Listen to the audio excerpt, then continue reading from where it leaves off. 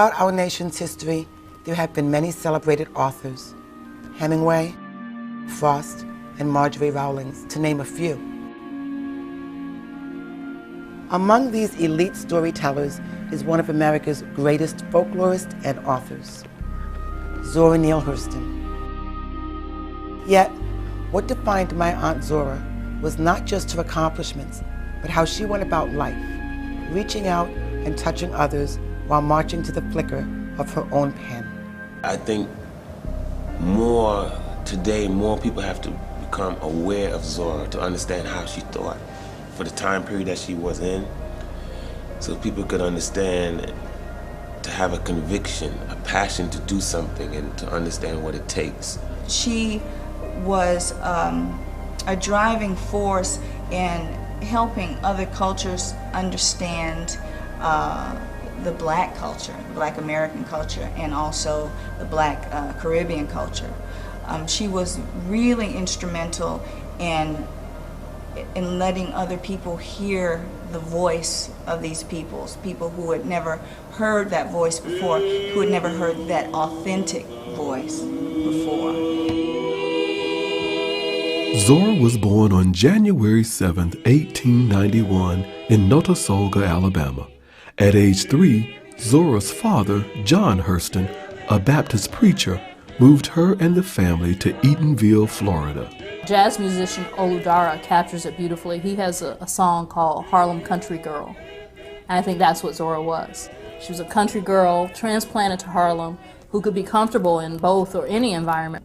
And Eatonville was a wonderful place for a Black child to grow up at the turn of the century, in the early 1900s, because it was a place where Zora was never indoctrinated in inferiority. Zora had the good fortune to be raised in a community that her father actually wrote the laws for the community, and it was an all-Black community. So Zora never really experienced growing up with all of the prejudice that so many African-American citizens have to go through when they're in the outside world.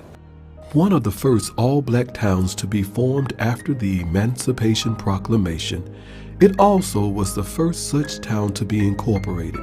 Eventually, John Hurston became mayor of Eatonville, the town that would inspire little Zora's imagination.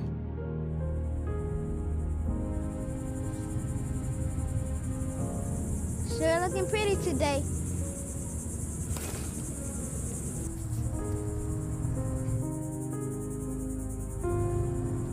Looking mighty thirsty.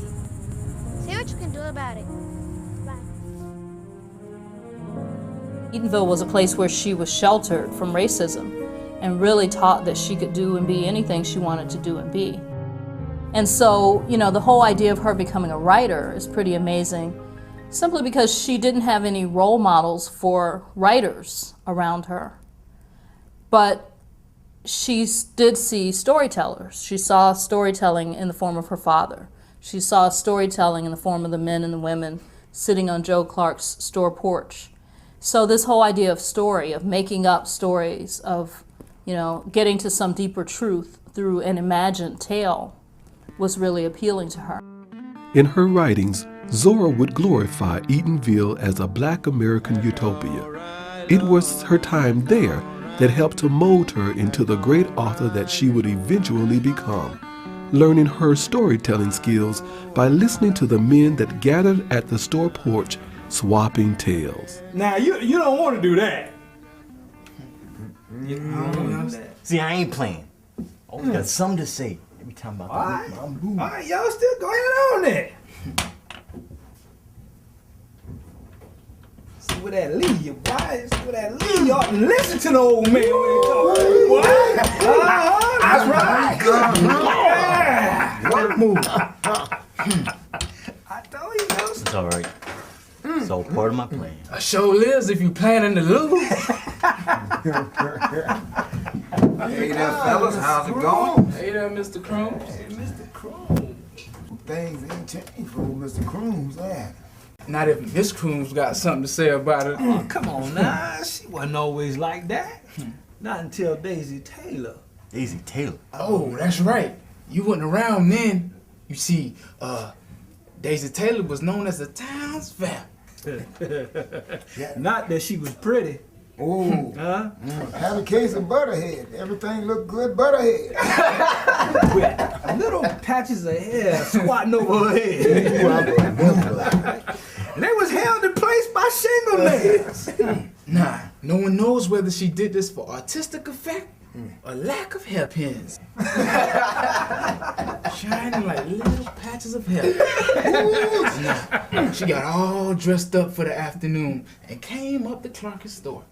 See if there was any mail for her. Man, nobody wrote Daisy. Not a puss. But it was just her excuse to come up here to the store, you know, because she knew all the town's men would be up here. You know what I'm saying? She thought she'd get somebody to treat her. Buy some soda water or peanuts. Daisy Taylor loved flirting with married men. She sure did. Yes, Shoot. she did. Yes, There was she only did. two. Now, this went on for quite some time. Yes, it was. First one husband, and then another.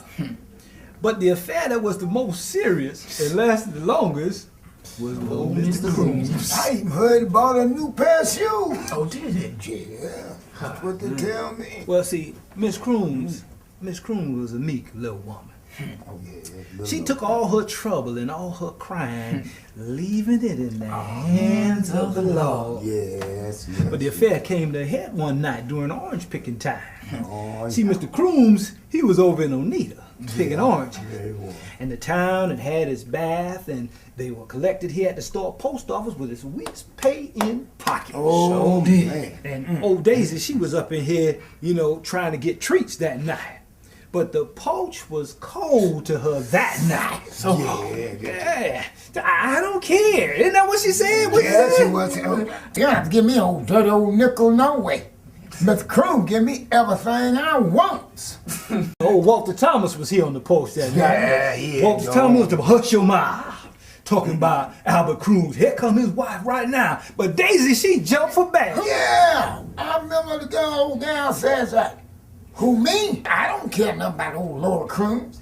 Well, she ain't heavy-hipped enough to hold on to a man. Don't come crying to me.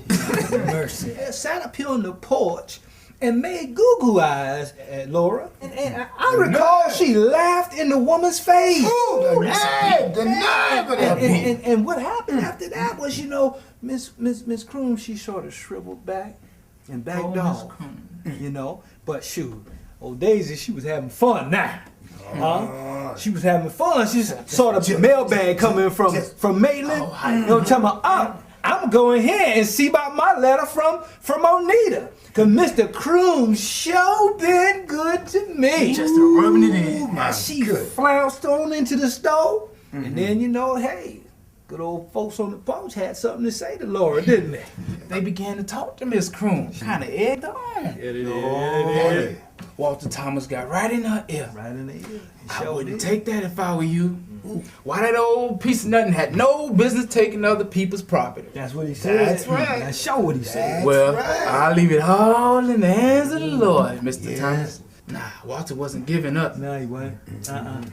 But the Lord helped those who help themselves. Now that seemed to do it right there. That's the straw. Old Laura Croom stiffened up her back, and you see she had resolved to fight. You know what I'm saying? Old Walter Thomas, having done his job now, him and the rest of the men, they sat back on the porch to watch. But Daisy, she was still inside signifying. Mr. Croom's this, Mr. Croom's that. Yeah, I remember that one. See, what she didn't know was there was a box of axe handles on display over my door. She messed up then. And as soon as she opened that screen door, Laura took the heavy end of one of them axe handles and went right upside her head. Nah, Daisy staggered from the porch into the town's ditch. And every time she tried to rise, down would come that axe handle again. That's right. Been whooped. She sure did get whooped. That was a whooping, huh? She deserved it. Ask me, she deserved Ever it. was down the street when all that trouble started. You know, he came up here and, you know, he's helping up out the He mud. rushed up and picked Daisy up out of the mud and began feeling her head. "Is she hurt much?" Joe Clark asked from the doorway. I don't know, Elijah answered. I was just looking to see if Laura had been lucky enough to hit one of them nails on the head and drive it in. Stepped on a nail, the nail bent. That's the way the story went. Her father gave her a hard time because she wouldn't go in the house and mop the floors and scrub and clean up and learn how to cook. She wanted to hear the stories and tell, go out to the gate, and as people passed through town going to Orlando or Maitland, she would tell them the stories, or she would dance for them, and that's what she enjoyed doing. Since as long as she can remember, Zora always yearned to discover what was beyond her horizon. The moon's following me. No, it's not. The moon is following me. The moon is my friend and it loves me and it follows me. The moon loves me more than it loves you. No, it doesn't. Yes, it does. No, it doesn't. Yes, it does. Well, let's rest and see who it follows. Fine.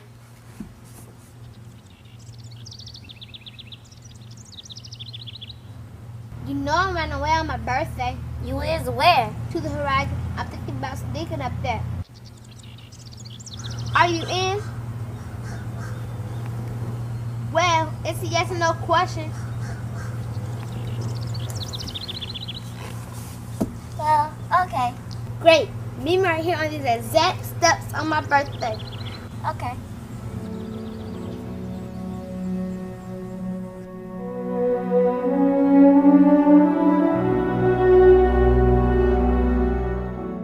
There now, Zora, there.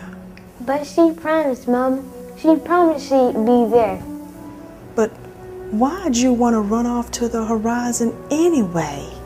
'Cause I need to know. Know what? What's at the other end? I love your imagination. What good is it to dream if you can't do anything about them? Besides, Papa would kill me if he found out. Let me tell you something, Zora. Only person that'll get in the way of your dreams is you. Remember, always jump at the sun. Come here, baby.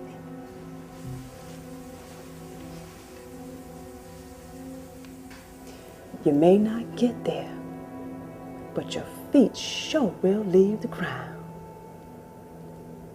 Always at odds with her father, Zora often found refuge in her mother's arms, until at Zora's tender age of 12, Lucy Potts passed away. No! Leave that pillow alone! Mama say she don't want that pillow gone. Don't cover up that mirror, no! Mama asked me special. She told me not to. No, Papa, please, Papa, put the bed down. Please put the bed down. She don't want that, you hear me? She told me she don't want to be facing the east. Mama, Mama. I'm so sorry, Mama. I tried to do what you asked me.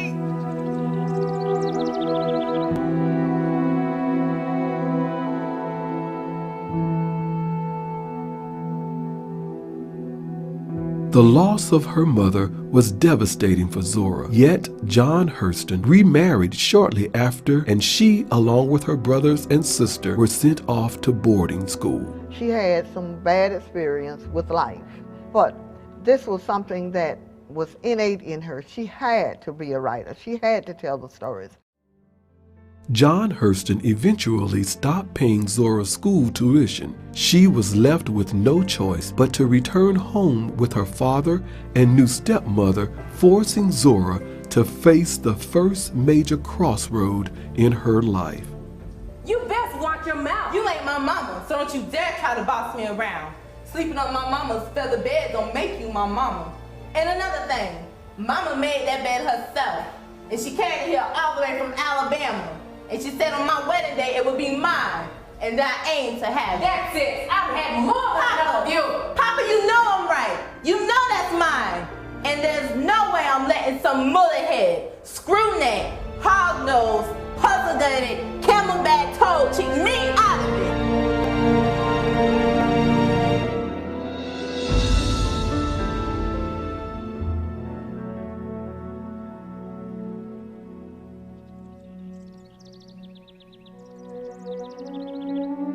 could have killed her. I could have killed her without even thinking about it. And Papa just stood there. He like a shadow of himself.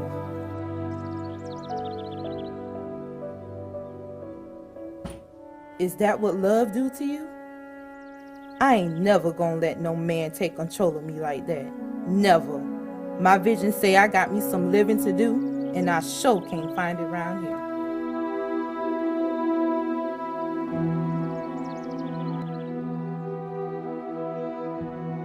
And so from that moment on, Zora was really sort of thrust into adulthood and forced to raise herself the best way she could. Zora left Eatonville and for the following 10 years lived mostly in Jacksonville, Florida, and later gets her first taste of the stage when she takes a job as a maid for the Gilbert and Sullivan Troupe. There were about 10 years that Hurston scholars think of as the missing years, where we don't know what Zora Neale Hurston was doing. She disappeared from the public record. There's one record that we know of from that 10-year period, and it's a record of her attending, or actually joining, her brother's church in Jacksonville. Blanche Hurston, who married Zora's brother, John Hurston, was my mother's niece, her older sister's daughter. The Hurstons were in Jacksonville, all married up, and Zora came to live with them. Black women couldn't register to vote at the time, so if a black woman wasn't attached to a man somehow as either wife or daughter, it would be relatively easy to disappear from the public record. So when Zora re-emerged on the public record, she was 26 years old and she still hadn't finished high school. She was living in Baltimore, where her sister Sarah lived. And so in order to qualify for free public schooling in the state of Maryland, Zora lopped 10 years off of her life and told school officials she was 16 instead of 26. In 1917, Zora enters Morgan Academy and works as a waitress in Baltimore, Maryland while attending school. In 1918, Zora graduated and entered Howard University in Washington, D.C., but not before suffering another great loss. On August 1st, John Hurston was killed in a car accident. Her father's influence can't really be underestimated. I mean, he was really, he was an amazing figure in her life, and despite the conflicts that they faced with each other, despite the differences they had, it was important that she got some great lessons from him, and it's important to note that. Zora continued her education at Howard Prep School and in 1920 received an associate degree and begins to work on her writings. Howard was really the place where she became introduced to Black literature and found that there were other people like her who were interested in writing. In 1921, Zora publishes her first story, John Redding Goes to Sea, in The Stylus, the campus literary society magazine. Through Alan Locke, chair of the Department of Philosophy, Zora would befriend Bruce Nugent, W.E.B. Du Bois, Alice Dunbar Nelson, and Jessie Fawcett, some of the most talented and soon-to-be renowned poets and writers that would define the Harlem Renaissance. She wrote about what she called the Negro furthest down, those who went to church on Sundays and probably were at the juke joint the Saturday before. It was 1924, and the jobs that Zora held to help her through only allowed her to complete a year and a half of coursework. However, she still forged ahead, and in 1924 sent her second short story, Drenched in Light, to Charles S. Johnson, the editor of Opportunity. The following year, she submits a short story, Spunk, and a play, Colorstruck, to Opportunity's literary contest, and they both win second-place awards. Shortly thereafter, Zora headed for Harlem.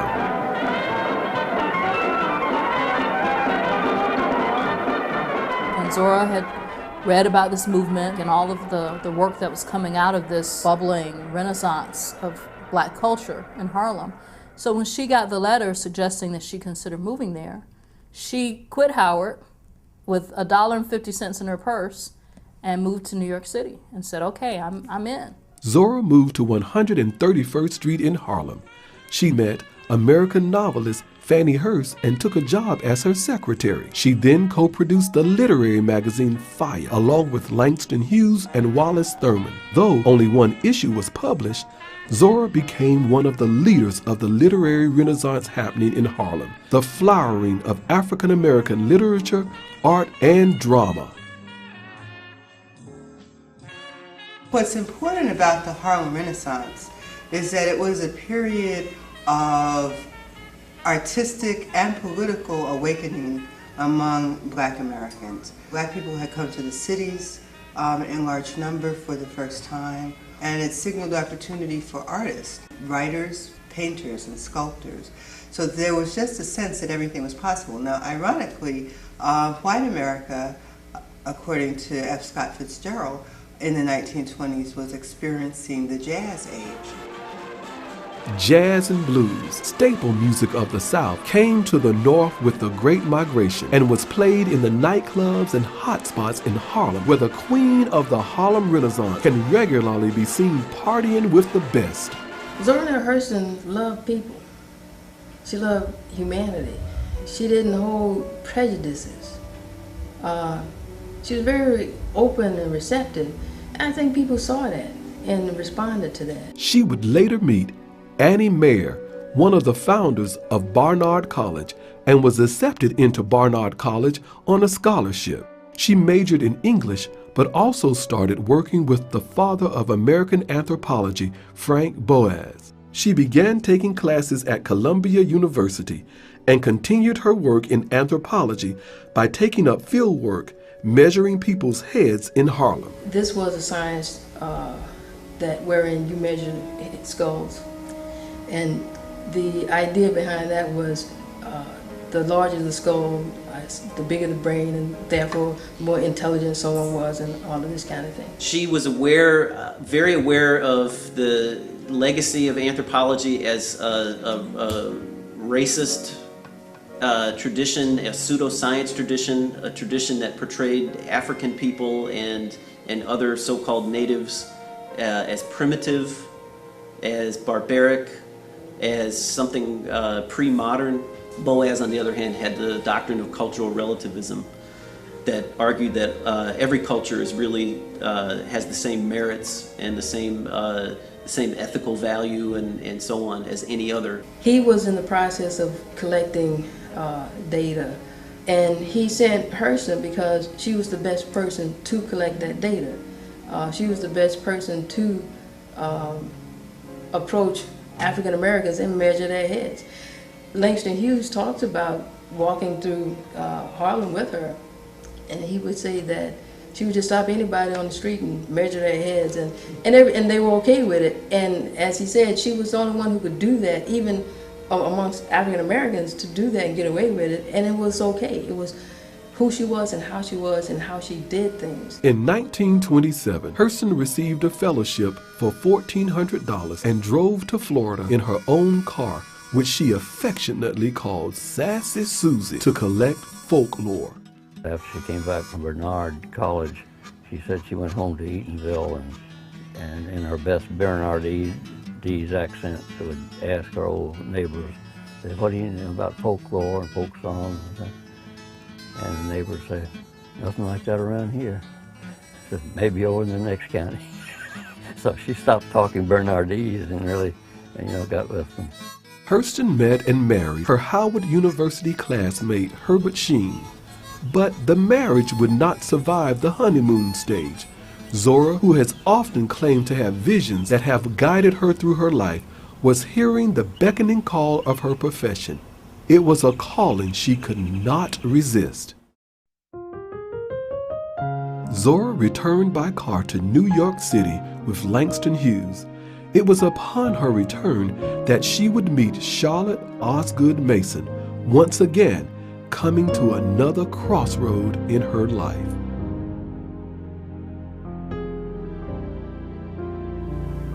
Miss Hurston, right this way, please. September 1927, I stepped into Mrs. Charlotte Mason's penthouse apartment at 399 Park Avenue. There they were. The queer-looking flowers from my vision. Aren't they marvelous? They're breathtaking. Two women, one young, one white-haired, were arranging what they later told me were calla lilies in this enormous vase. I could feel the puzzle pieces of my life clanging into place. Mrs. Mason and I stood staring at each other for a long moment. I didn't lower my eyes. I didn't flinch. We bonded immediately. Zora Neale Hurston. My dear, I would like to hire you to do some research on the American Negro before the beauty of your culture is destroyed. Mrs. Mason, godmother as she liked to be called, hired me to do just what I love the most. Return to the South, collect and record some of the best literature on the face of the earth. And while I was doing that, I had time to write my own beloved books. Langston and Dr. Locke tell me you are particularly suited for the task. Not only am I particularly suited, I've been educated in anthropology by the best. Carry on. Some people despise the way I handled godmother. They said I was brown-nosing, Uncle Tommin'. But godmother was a part of God's plan for this work from the beginning. I was just doing what I had to do. And thank God I did. Under Mrs. Mason's employment, Zora began to accumulate the field research that would later help shape all of Hurston's writings into one of the greatest literary contributions ever made by a single author. At the end of the fall semester, Zora would be the first African American to graduate with a Bachelor of Arts degree from Barnard College. Immediately, Hurston set her eyes toward the southern horizon, where she would begin her journey in search of the authentic voice of the Negro furthest down. Little she may have known, it was a journey that would take her entire life to travel. Hurston was an ethnographer. Her stories, her ethnography came from two primary places. One was the all-black town of Eatonville, Florida, and the other was the turpentine and lumber camps that were proliferated in the South after the end of slavery. She went into those camps, which were places of extreme labor conditions, extremely oppressive labor conditions. And she went in and recorded culture. She recorded their songs, their stories, their jokes, and she gives us then a window on their inner worlds. In May of that year, Hurston publishes How It Feels to Be Colored Me, an essay that offends Charlotte Mason. She then moves to New Orleans to begin research on hoodoo, conjure, and the legendary hoodoo priestess Marie Laveau. Voodoo is infused in that life, and it is a source, a rich source of folklore in America.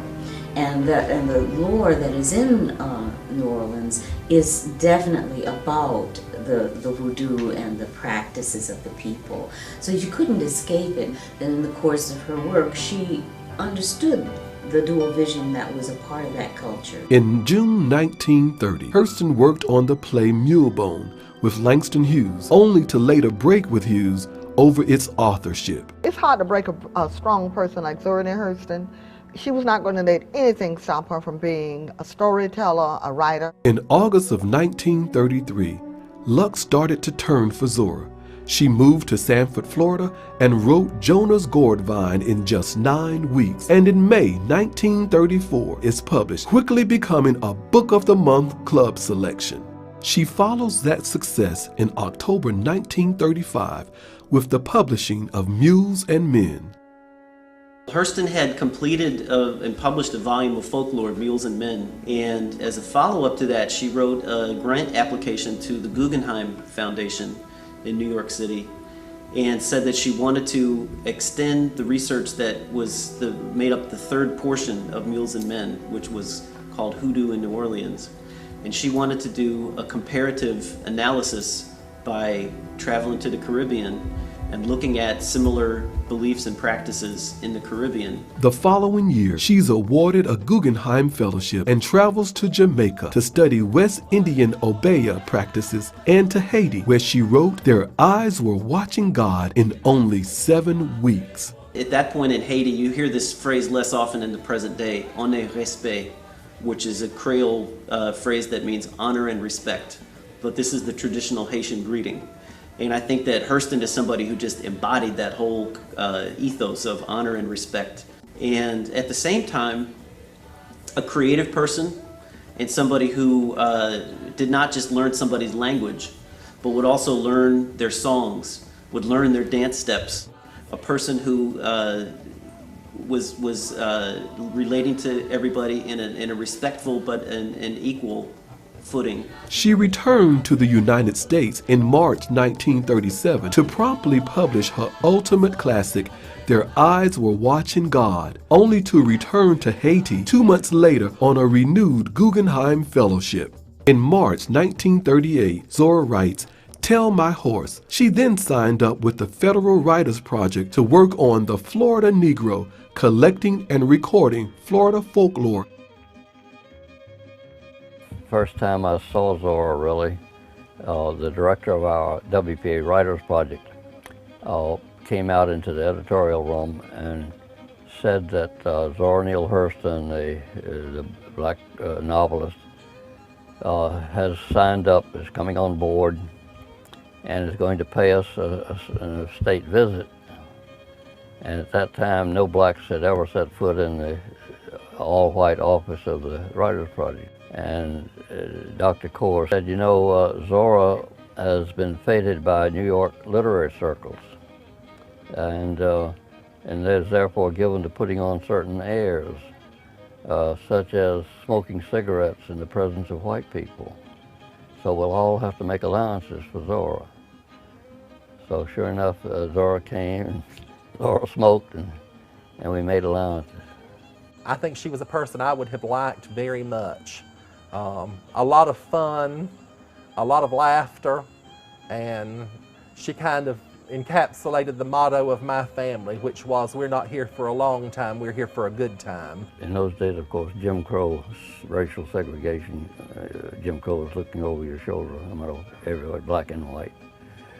And so it was unthinkable for us to travel together as black and white, much less man and woman black and white.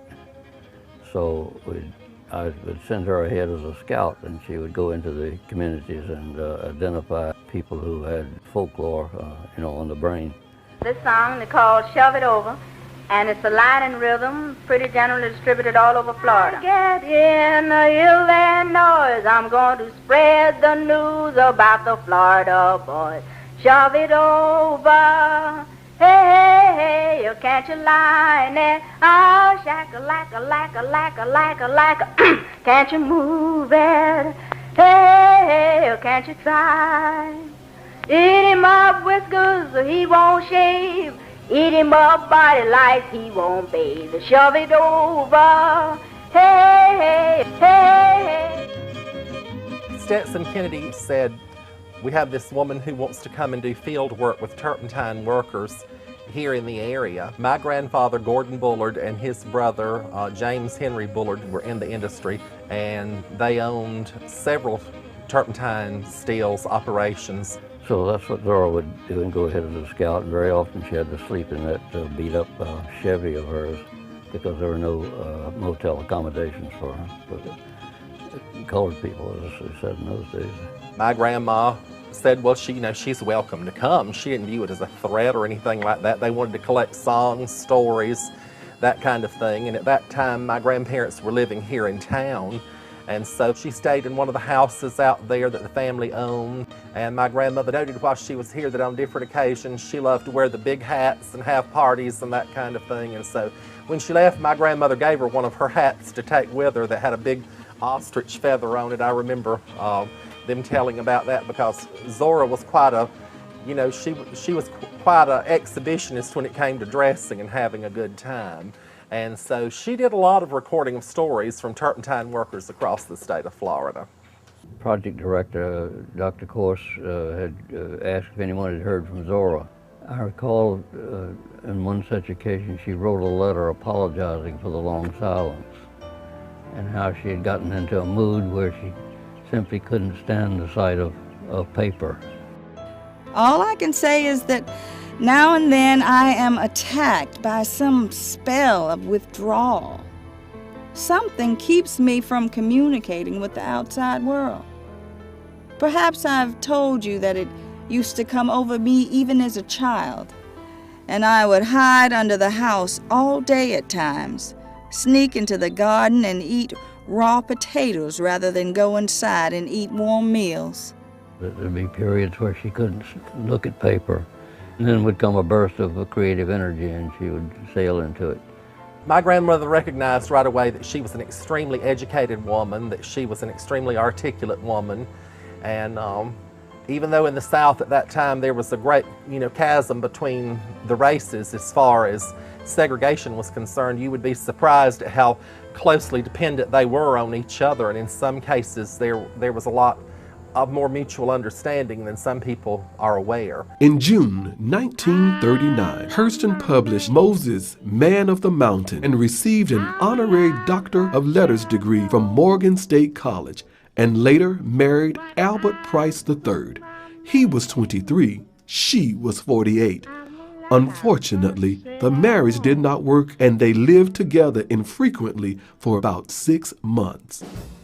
In October 1941, she worked as a consultant at Paramount Studios, where she tried to bring about interest in filming some of her works. Failing those attempts, she left Paramount in January 1942.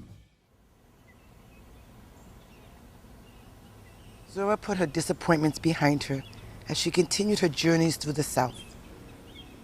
It was November 1942 when she published her autobiography, Dust Tracks on a Road, and the following year bought a houseboat and named it the Wanago. It is around this time that she befriends and visits with another one of Florida's literary icons, the Pulitzer Prize-winning author of The Yearling and Cross Creek, Marjorie Kennan Rawlings. I was like 20 at the time, and thinking about being a writer, so I had one eye on Zora and another on Marjorie Kennan Rawlings. And of course, I've always felt that Florida was doubly blessed in having someone like Rawlings to perpetuate the cracker lore, and Zora to do the same for the Afro-American. I just think that they had a good friendship. And the first place we have documentation is in Idella Parker's biography called The Perfect Maid. Mrs. Rawlings came running into the kitchen at Cross Creek one morning with a letter, all excited that someone named Zora would be coming to visit, and could we plan something nice for lunch? Mrs. Rawlings said that Zora Hurston was a writer, but I could not say that I had heard of her before. When the day arrived and Zora drove up to the house, I was struck dumb. The woman was black. And here was Mrs. Rawlings inviting her in, sitting her down on the porch like she was Queen of England. As the afternoon wore on and the chatter and laughter began to get louder and louder, and it was obvious that both women had quite a lot of whiskey. Soon it began to get dark, and when I went in to see if Zora was staying for dinner, it was plain that Zora was in no shape to be driving home that day. Zora would spend the night, Mrs. Rawlings said, and she would sleep with me in the tenant house.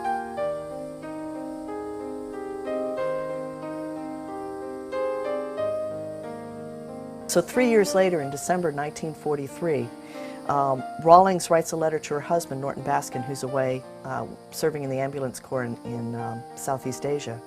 Dearest, I have just had the most interesting experience, one I knew was coming sooner or later, that I had been dreading, and once it happened, there was no more dread. I am referring to an overnight visit of Zora Neale Hurston. I was so touched by her doing it, as I was touched by her offer to do my housekeeping while I was working. And here it was supper time, and it was nighttime, and bedtime, and dat old devil prejudice fair stuck a needle in me. Zora already had been invited by Martha to spend the night there. And I thought of the tenant house, already crowded to the rafters, and my empty house. And I thought, damn it, now is the time for all good men to come to the aid of a moral principle. So I said, would Jack please bring her bags over here to the back guest room? And I have never in my life been so glad that I was not a coward. Rawlings was someone comfortable in her own skin. At that time, it was a big deal that they were friends at all.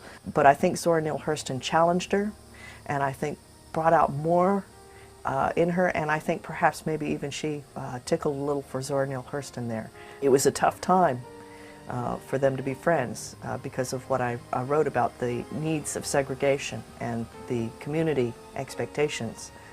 But Zora Neale Hurston was a huge influence on her. Yes. In the fall of 1946, Hurston moves to 55th Street in New York City and works on Republican Grant Reynolds' campaign against Adam Clayton Powell Jr. She also puts together a community child care program in Harlem, an event that would bring her dire consequences in the future.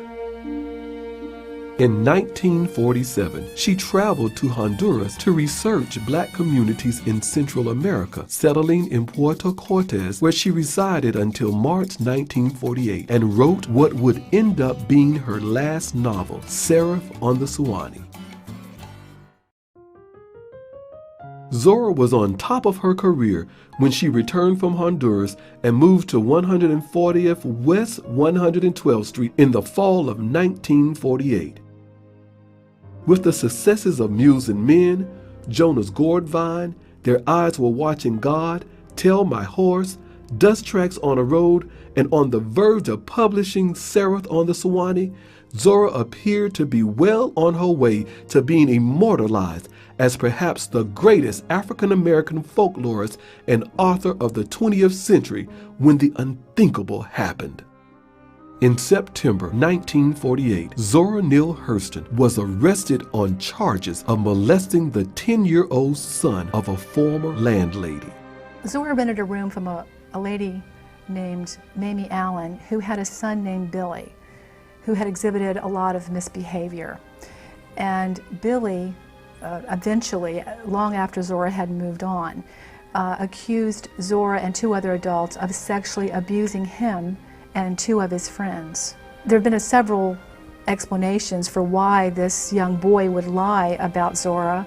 The neighbors who lived near Mamie thought that Mamie was trying to get rid of her son by having him committed, and that by coming up with this ruse, it would be a good excuse to have him put away.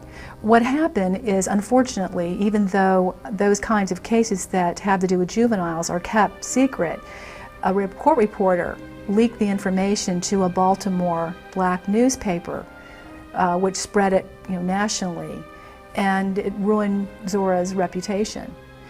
She was so distraught over this, and she felt so betrayed, by her race, by her country, she said, that she was despondent to the point of writing to her friend, Carl Van Vechten, telling him that she'd planned to end her life.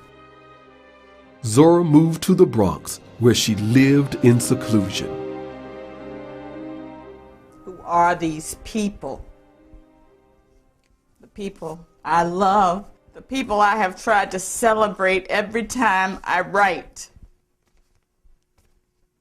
They just want to take shots at me and kick me when I'm down.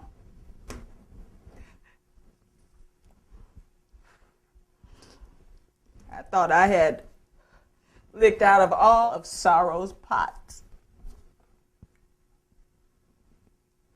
To be put in jail based on the say-so of a crazy woman and her even crazier son. The sad part of it is it could have been over without anybody knowing anything but a Negro. A Negro who works at the courts went and leaked the story to the press.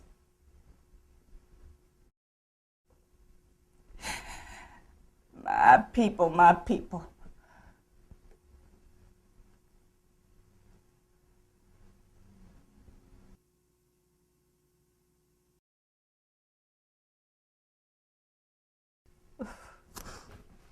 Where was I?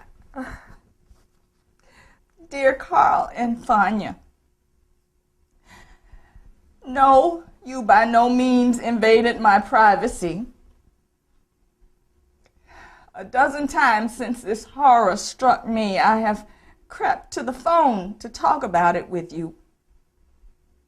But the horror and the loathing of the filth that had been spewed upon me was so great, so unbelievable, that I could not bring myself to take it in my mouth. The thing is too fantastic, too evil, too far from reality for me to even conceive of it.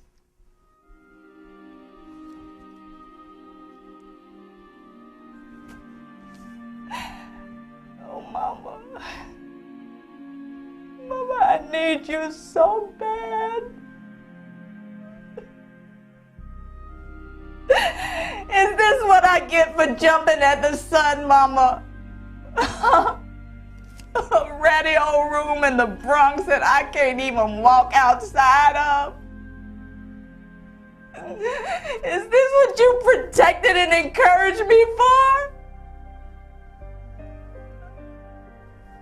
Oh, I miss you so much, Mama. I think about you every day and how I let you down the one and only time you ever needed me. Oh, but Mama, I have had all the pain and abandonment one person can handle for a lifetime. Seems like I've been the butt of every freak show at the circus for the last few years. Can't seem to do nothing right. And even when I do, it seems like somebody just waiting to stick their finger in it and send it spinning. I can't believe I didn't see this coming.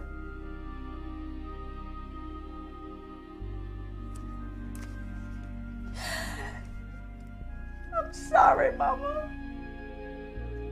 I know it goes against everything you ever stood for, everything you ever taught me, but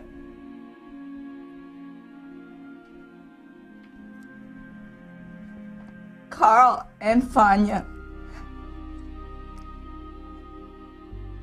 I care nothing for anything anymore. My country has failed me utterly. My race has seen fit to destroy me without reason, and with the vilest tools conceived by man so far. All that I have ever tried to do has proved useless. All that I believed in has failed me.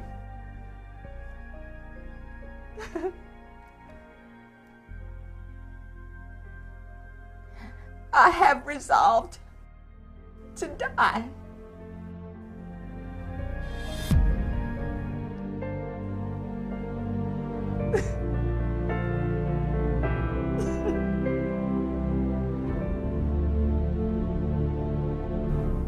If Zora Neale Hurston was anything, she was certainly a survivor.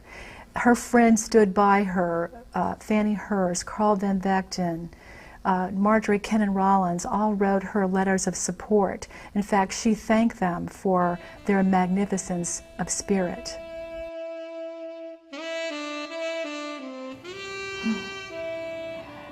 I almost made it, Mama. I see God peep at daylight through the windows.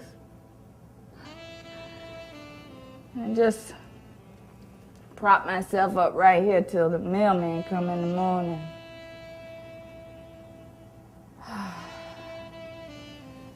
Mom, did you know I won $1,000 from the Annisfield Wolf Foundation?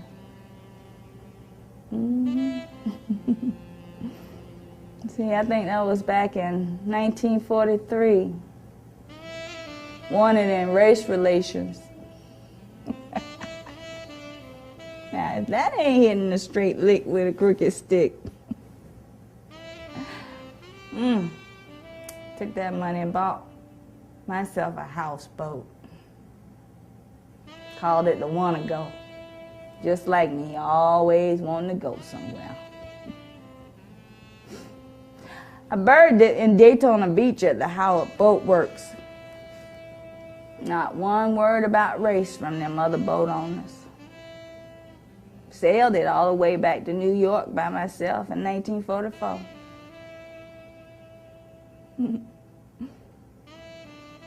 I have had a good life, huh, Mama?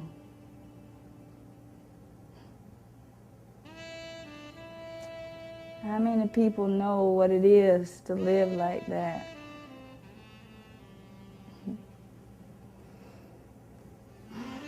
In March 1949, Zora's passport proved she was in Honduras at the time of the allegations, and the charges were dismissed, but not before the publicity would fatally damage Zora's career. That has to be devastating when you are strong and you're saying, ain't nothing, sticks and stones can't break my bones, you know, and I'm going to jump at the sun. I might not reach it, but I'll get close. And then some child comes along and accuses you of doing something that you were nowhere near. When the scandal broke, Zora was just about to publish her 4th novel. She had, on top of the world, she was at the height of her game. She was the most published black female in the country with an autobiography, a couple of books on folklore. She had made a name as an anthropologist and folklorist. And had she not been charged with these terrible charges that scandalized her name, who knows how far she would have gone. She would have had a completely different life. It destroys your life. You know, nobody would take her manuscripts after that. Fortunately, just like she had all of her life, Zora found the fortitude that she needed to get beyond this scandal and continue with her life. So she decided that she would move to Florida and do exactly that. Zora moved to Miami, where she temporarily lived on a friend's boat. She even took a job as a maid to make ends meet while she wrote her next manuscript. She later is offered a job by Senator George Smathers. When Zora was in Miami, she was contacted by then Congressman George Smathers, whose father, Frank Smathers, had been a judge and a very successful politician and wanted to write his autobiography. Because his father had been crippled by arthritis, he was unable to do so. So George asked Zora if she would ghostwrite his biography for him. After her stint as a ghostwriter, Zora moved to New York to publish The Lives of Bonnie Turk, but her manuscript is rejected. She moved to Belgrade and begins work on The Golden Bench of God, which was also rejected. She then returns to Ugali. From Belgrade, Zora moved to Ugali, where she had written Mules and Men, and painted the place, fixed up the yard to the point where it had a beautiful park-like sweep to it. Literally spent all of her money trying to get it in shape with the hope of buying it eventually. She wrote several articles for newspapers and magazines in order to make a living and to give herself the opportunity to continue to work on her newest novel, Herod the Great. But unfortunately, the money just wasn't enough to live on, so she eventually was forced to hawk her typewriter. My excuse is I ran out of groceries and had to hawk my machine. What is yours for egging me? Now I have borrowed a machine, and as soon as I can get a new ribbon for it tomorrow, I will be in the writing game again. Let me hear from you, good, bad, or indifferent news. As I told you in my last letter, which I mistakenly sent to 624 Madison, that my nerves are in fine shape now. Keeping outdoors and raising a fine garden, both vegetables and flowers, has done me a world of good. Soon as I can get hold of money to get my machine out of hock, I will be in high spirits. Zora was literally pulled from the jaws of poverty with a call by a national newspaper, the Pittsburgh Courier, who offered her a job as a journalist covering what was then the most notorious trial in the South.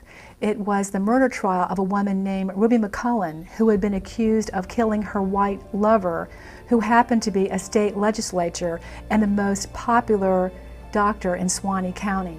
When the trial ended, the Pittsburgh Courier refused to pay Zora the $1,000 that they had promised her to cover the trial and write a biographical sketch of Ruby. Instead, they gave her $200, which left her stranded in Live Oak with an angry Ku Klux Klan. She had no money, she had no way to get home, and she was very ill. Zora returns to Ugali to recover from her illness and focus exclusively on writing Herod the Great while going on a speaking tour to support herself.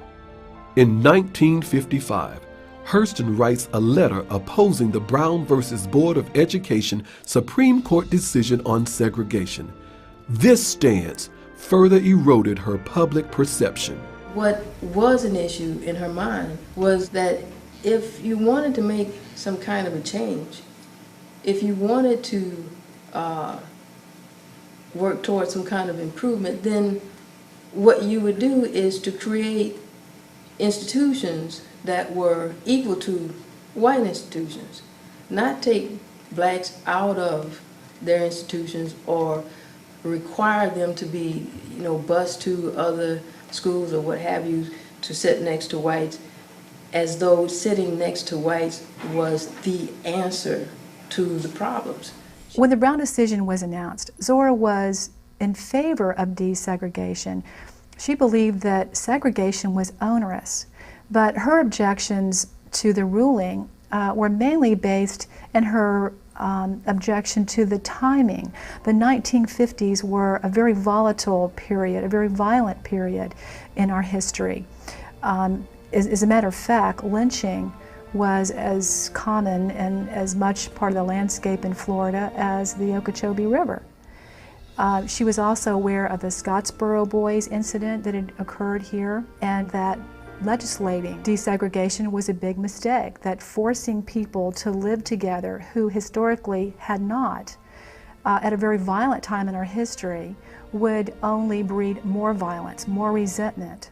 In December of that year, Zora suffers from a gallbladder infection and 3 months later is evicted from her home. After Zora left Ugali, she moved to Melbourne and accepted a position at Patrick Air Force Base as a librarian. When that didn't work out, she was visited by C.E. Bolin and asked if she would write for his Fort Pierce Chronicle and moved to Fort Pierce. Help me keep this paper going. I'm writing a paper about the black community. Come on and write some stories for me. And she came up with him because he told her he had a house he would put her in. Well, it was a shack, but it was free. And she lived there until she met Dr. Benton, and he put her in one of his houses. My father was a physician who lived here and practiced here for 50 years, practiced medicine. In addition to practicing medicine, he was an entrepreneur. He was one who would build houses. It was a brand new house when my father gave it to her in 1958 to stay in because she could not pay her rent. And she stayed there until 1959 when she became ill and could no longer remain there. At that time, she had to move to a nursing home. Also, she had the opportunity to work as a substitute teacher at Lincoln Park Academy. Lincoln Park Academy was one of the only black schools between New Smyrna and South Florida and Tampa areas. So a lot of the students from across the state would come here during the school year and stay with other families so they would be able to attend school. She was a type of person that you were delighted, in to know her. Well, it was an experience because I don't think we'd ever had anybody who was quite that famous with us before. But it was something that most of us had to get accustomed to, particularly the students. When I first met Zora, I was in the 9th grade. I did not know who she was. She taught us, came as a substitute teacher because our teacher at the time, Ms. Valerie Calhoun, was pregnant and she went out in order to have her baby. Zora Neale Hurston came and took her place. The class was real noisy, and she said, quiet. She said it so soft, and so the other kids said, quiet down a little bit. Let's see what she's talking about. And she said, quiet, quiet, quiet. Everything got quiet. Then she would say a poem. When she say this poem and get into the story, everybody get quiet. Just like going to the movie, you know. You just forget about where you are and just listen to her. And even if you look in her eyes be saying just what her lips say. She would wear flowers of 2 different kinds. And, you know, during that period, everybody dressed well. And to see her with a plaid shirt and a flowered skirt, you know, a hat in the classroom was like unheard of. She provided for them an experience that none of them had had before. And I think they enjoyed her readings and her method of teaching, which was different from what they had been taught. And they accepted her very well. We had some difficulty because we could not get her records from the schools which she had attended, so after a very short time, she was let go because of that. She had been working on this book for several years, Herod the Great. She had written about it when she lived in O'Galley, which was in Brevard County, and was continuing working on that. So I think really that was her priority here, was trying to complete her book. She would write without eating. You would go over and you say, Miss Hurston, have you eaten today? No. And when she said no, she wasn't about to get up to start cooking or fixing anything. So you knew to get out there and get her something to eat, get her a plate of something. We argued about some of the things she said. And I remember she said to me, are you angry with me because of what I wrote? Or why are you angry because it's true? I said, she was always sneaking things like that on me, you know. Her friendship was with the common man, the common woman, the woman who had a garden and did not work or worked in the tomato fields. As she walked along Avenue D from 17th Street to the Chronicle to turn in her article, she would stop in the houses along the avenue and have coffee in the kitchen with those mothers. So she had friends. It was just not the teachers and etc. But she also had friends across the track. Bina Backus, Ann Wilder. She was friendly now. I mean, she had friends in her neighborhood there who actually looked at her. Somebody would probably check on her every day. They would come over and they'd sit around on the east side of the house and tell stories and talk. She had to have been very sick when she got here. We do know she had those illnesses: bad heart, high blood pressure, diabetes, arthritis, just about everything that you get. And I want to think that she felt like, you know, I don't have long, but I got all these words I've got to put on paper. She had her stroke, and ironically, that's when her insurance dropped her policy. But the St. Lucie County Welfare Group was able to provide her funds for prescription medication, as well as some food stamps, and then later they admitted her into the Lincoln Park Welfare Home. A good name is truly to be valued above silver and gold. At least back then that was the case. Nowadays, with the advent of television, doesn't seem to matter much anymore. Anyway, it had its good side. I returned here to Fort Pierce and a job teaching at the Lincoln Park Academy, and a chance to get my hands back in the soil, raise me some beautiful flowers and vegetables, and dangle my pole in the water every now and then for some sure enough good eating. After all is said and done, that's what living is all about, being close to nature. Of course, now, when you come here with a charge on your life, and you got something inside you that old Maker give you to do, your life takes on a flavor you can't do nothing about. So you might as well just make up your mind and hang on and enjoy the ride whenever possible. See, I knew from my visions at the age of 9 what my life was going to be about. I can truly say I have lived this one on my own terms. That's quite some life, Miss Hurston. I have known the joys and pain of deep friendship. I have served and been served. I have made myself some good enemies, of which I am not the least bit sorry. I have loved unselfishly. I have fondled hatred with the red-hot tongues of hell. That's living.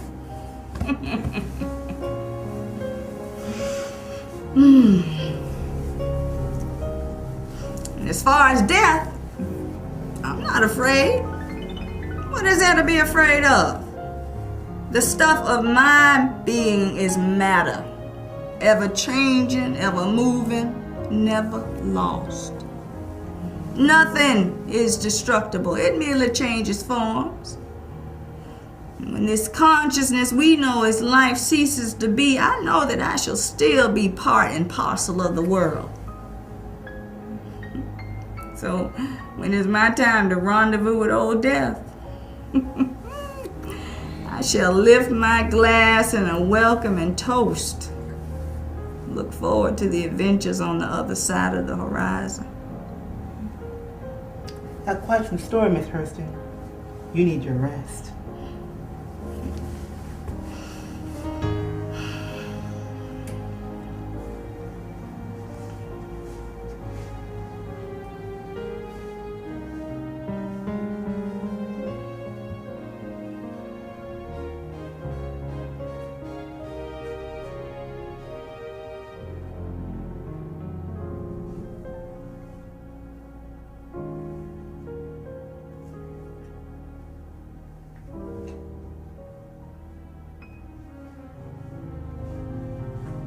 On January 28, 1960, in Fort Pierce, Florida, Zora Neale Hurston passed away. The community reaction was of sadness because, like, she worked for the Chronicle newspaper for a while, and she did stories for the Chronicle. So the community by then had gotten a chance to know her better. When you're a teenager, it doesn't hit you as hard as it does if you're an adult. And we heard it, and we felt really, really bad because we knew that, or at least I knew a little of her, and I knew she didn't have any relatives here. So it sort of it got next to me a little.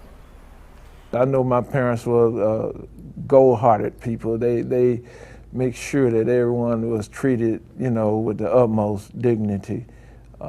No matter, I remember Zora passing away as a pauper, but the community came together, and it couldn't have been done any better. Well, at the time, my property was adjacent to their properties, that is Peake's Funeral Home at that time.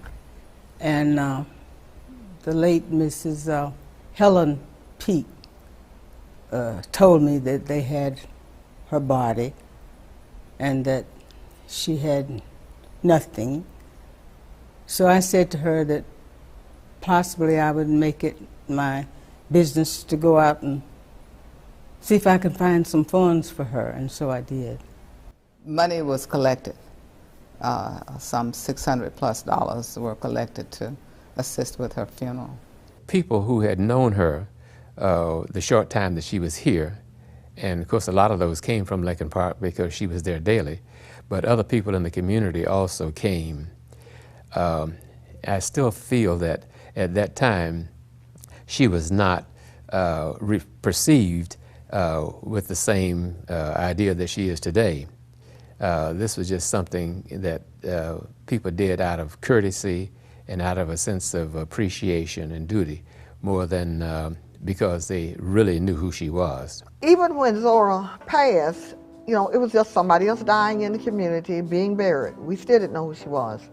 Well, it just so happened that the students that she taught in 10th grade were also members of the chorus, quite a few of the girls. And that time they were very fond of her, and they wanted to do the music for, the special music for the funeral. That's what I remember most of, standing there at the hearse, you know, opening the door to the hearse. I recognized just about everybody there. Why should I feel discouraged? And why should the shadows come? And why should my heart feel lonely, long for heaven and home? When Jesus is my portion, a constant friend is he. His eye is on the sparrow, and I know he watches me. I sing because I am happy, and I sing because When this consciousness we know as life ceases to be, I know that I shall still be part and parcel of the world. So when it's my time to rendezvous with old death, I shall lift my glass in a welcome and toast. Look forward to the adventures on the other side of the horizon. he watches me. And everybody in this community took part in, you know, making sure, because God chose her resting place. You know, it wasn't anyone had any doing over that. God chose the town that she served and lived in, and her, at the time of her demise, he chose a resting place. Patrick Duvall, since he knew Zora and knew of her valuable life she led, he was on his duty one day as a sheriff in the county. And this was, you know, after Zora Neale Hurston had passed away. And at that time, we were on a burn ban. Apparently, they must be going through a drought as well. And he was driving, doing his route through Fort Pierce, and he had saw some smoke. And so he drives over to see where the smoke is coming from, and he realizes that Miss Hurston's home, where she had lived. I knew that the city had an ordinance, and I just went over to warn the people about it. And they were burning this trash. And and they asked what were they doing, and they told me that it was cleaning out the house where Zora Neale lived. And I knew she was a writer. A person had come to clean the house and had started the trunk on fire that had all of her papers. And he quickly ran over with a hose and put out the fire. Started looking at the manuscripts there. There was some manuscripts there, and I picked them out and put them in the trunk and carried them and put them in my car. And then he brought that trunk full of papers over to his own home and kept it there for at least a year. He tried to contact some of Zora Neale Hurston's family members and was unable to get a response that they wanted this information. So then he contacted the University of Florida. The manuscripts that were remaining that weren't destroyed were were dried out and preserved. The arrangements were made to donate them to the University of Florida for posterity in order to be preserved. At the time, I think I was just glad to have some place for it. Because I didn't, it looked like no one wanted it, you know, and so I was just good, I was happy. We really don't know what was destroyed, but what was salvaged was the manuscripts of Seraph on the Sewanee and the manuscript of Herod the Great, which is yet unpublished, as well as a great deal, a corpus of correspondence that she had from over the years. It wasn't until 1973 when the author of The Color Purple, Alice Walker, went in search of Zora's final resting place. After searching for it in Eatonville, her trek brought her to Fort Pierce, Florida. Alice Walker had gone to Eatonville, the childhood area where Zora grew up, and was looking for Zora Neale Hurston's grave. But then she realized it wasn't Eatonville, that she found out it was in Fort Pierce. So she came down to Fort Pierce and went to the funeral home, and that's where she met Rosalie. With the help of Peake's funeral employee, Rosalie Fields, she was able to locate Zora's unmarked grave. She promptly provided a headstone for the site and proceeded to re-expose the world to an African-American literary treasure that for the past 23 years had been forgotten. In Eatonville, they've been doing a Zora Neale Hurston Festival for approximately 18 years. So they were a little ahead of the game. They realized that Zora was an important lady that needed to be celebrated and to share with the community. Well, in Fort Pierce, after we did the Dust Tracks Heritage Trail, we've decided we better have a Zora Fest too. And our Zora Fest is held at Lincoln Park Academy, which is at the school where Zora taught and across the street from her home. I remember once I was doing an interview on NPR, and I was going on and on about how important, you know, Zora's work was to me as a black woman and to black women generally and to women generally and that kind of thing. And this listener called in and he said, "I'm a white man and I love Their Eyes Were Watching God. Please don't leave me out." And that was an important lesson for me, that her work is about love and loyalty and friendship and all those things that we experience as human beings. So they transcend those things that we think divide us. And, you know, that's why her work endures. Many ask me, what would I say was my aunt's greatest legacy? I would have to say it is her rescuing from obscurity the beauty of the authentic voice of the Negro furthest down. The magnificence of their metaphors, their wonderful sense of humor, and rich culture would not be a part of today's fiber of America had she not written about it. All this while in the process paving the path for many other African American writers, a path that I am extremely honored and humbled to follow.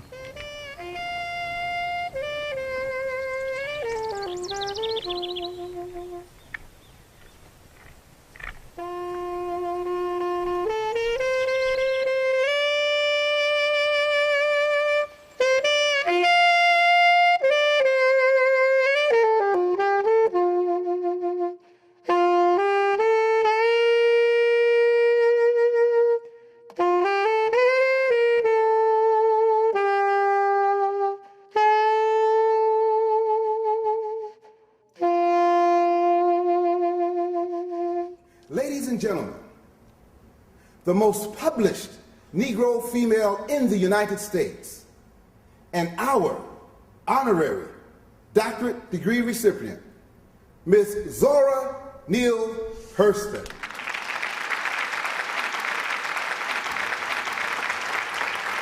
Thank you. Thank you. Thank you. And thank you for that gracious introduction. Thank you. It is with deep humility, gratitude, and pride that I stand here today to accept this honorary doctorate degree from Morgan State College. I have been published at least once a year, every year since 1921, and I owe that to the degree of education I received here at the Academy. Now, I have been asked to speak to you about what it means to be Zora Neale Hurston and what it means to be a success. As for being Zora, you would have to use your imagination. Imagine growing up in a small town in which your father helped write the town laws. Imagine what a sense of pride and a sense of self that gives you. Imagine your mother picks you as her favorite child, protecting you from all punishments and scoldings. On top of that, she encourages your adventurous spirit and your tendency to create stories, which other people call lies. But your mama don't pay that no never mind, because she holds you close from birth and tells you to jump at the sun, baby. You can be anything you want to be. Imagination is magical. And you have just imagined the town of Eatonville, where I grew up. Now, with that kind of a start, nothing in this world has been able to knock me from my perch. And believe me, there have been plenty of things that have tried. Poverty and heartache, lonesomeness, betrayal and abandonment. But they were too late, because my mama had already embedded in my mind that I was to jump for the sun. You see, it's what you hold in your mind when the hard time comes. Will you give up on your dreams at the first sign of trouble? Will you turn and run without a fight when the road gets rough? Not if you have goals set and a purpose in your life. Mine were given me by my visions. Yours you may have to create, but the end result is the same. A person who is about going somewhere and accomplishing something with his or her life. So many people will describe success by the money they have, the house they live in, or the clothes they wear. It is my experience that success is an afterthought of determination and hard work. When you do what you have to do, sooner or later someone comes along and labels you a success. We all have the ability to make a difference in this world. But that can only happen when we are completely willing to embrace who we are. You have to follow your inner yearnings, that inner guide. Let the other man worry about labeling it. Thank you. Thank you.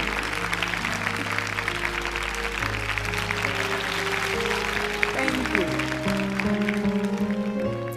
The moon's following me. No, it's not. The moon is following me. No, the moon is following me.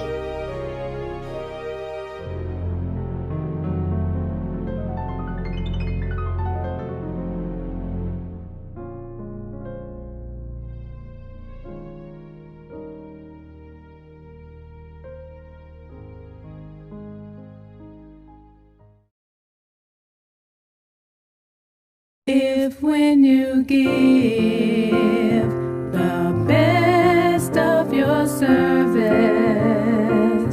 telling the world that the Savior has come, don't be dismayed when men don't believe you.